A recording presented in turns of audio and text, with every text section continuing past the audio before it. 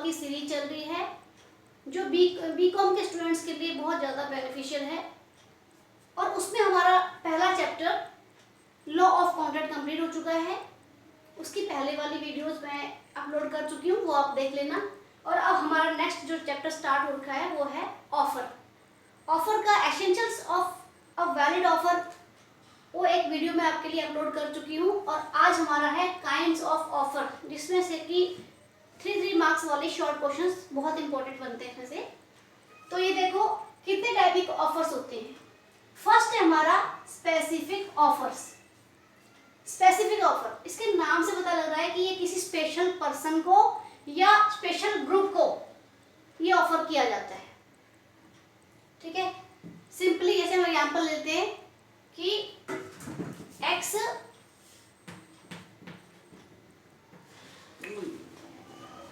Offered to Y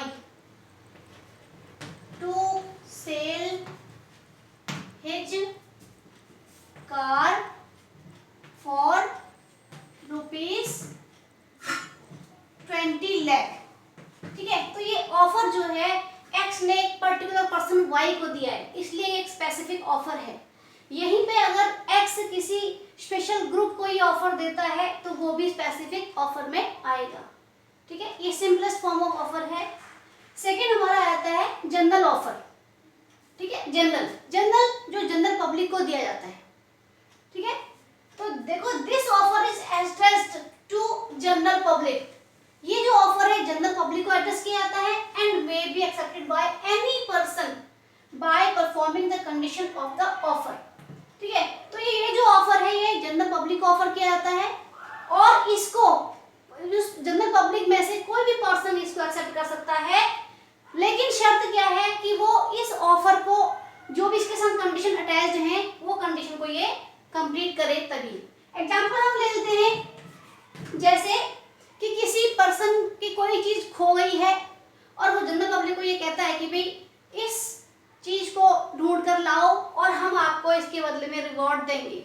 ठीक है, तो जनरल पब्लिक को ऑफर दे रहा है। ठीक है ना, मेरी बात समझ में आ गई। या फिर कोई कंपनी है अपने शेयर होल्डर को इक्विटी शेयर या डिबेंचर्स या कोई भी सिक्योरिटीज इशू करने के लिए ऑफर कर रही है कि आओ और इसको सब्सक्राइब करो, तो ये भी हमारा जनरल पब्लिक का ऑफर जनरल ऑफर हो जाता है। ठीक है, थर्ड हमारा आता है स्टैंडिंग ऑफर या ओपन ऑफर। स्टैंडिंग ऑफर या ओपन ऑफर जो एक लॉन्ग टाइम तक, एक पर्टिकुलर टाइम तक ओपन रहता है। जैसे एग्जांपल हम क्या देते हैं कि कोई कंपनी है, उस कंपनी ने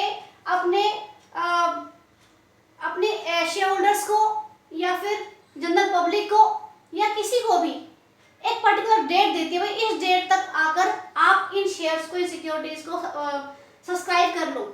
तो ये उस पर्टिकुलर डेट तक, एक पर्टिकुलर पीरियड के लिए ऑफर हो रहा है, इसलिए इसको हम स्टैंडिंग ऑफर कहेंगे। और उस पर्टिकुलर डेट के बाद ये ऑफर जो है बंद हो जाएगा। जैसे कहीं पे सेल लगी है, वो सेल जो लगी है वो हमारी माना कि 15 अगस्त तक वो डेट सेल लगी हुई है और कंपनी ने हमको ये बोल रखा है कि भाई आप 15 अगस्त तक आपके लिए ये ऑफर है, तो ये भी हमारा स्टैंडिंग ऑफर का एक एग्जांपल है। ठीक है, तो ये हमारे 3 टाइप्स के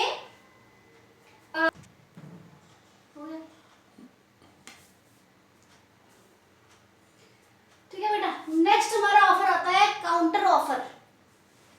काउंटर और क्रॉस में आप लोग बहुत ज्यादा थोड़ा सा कंफ्यूज हो जाओगे, तो इसको अच्छे से देखना क्योंकि दोनों सेम से लगते हैं, बट दोनों में एक कीवर्ड का डिफरेंस है। तो देखो क्या लिखा है counter offer. A new offer which nullify the original offer is known as counter offer. देखो दो पर्सन है, पहले पर्सन ने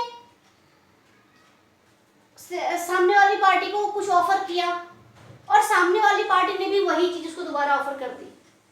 ठीक है, जैसे एग्जांपल लेते हैं कि एक्स है, एक्स ने अपनी कार वाई को बेचने के लिए कहा और वाई ने भी अपनी कार ही उसको बेचने के लिए कहा, तो दोनों ने एक दूसरे को क्रॉस ऑफर कर दिया, इसको बोलते हैं क्रॉस ऑफर।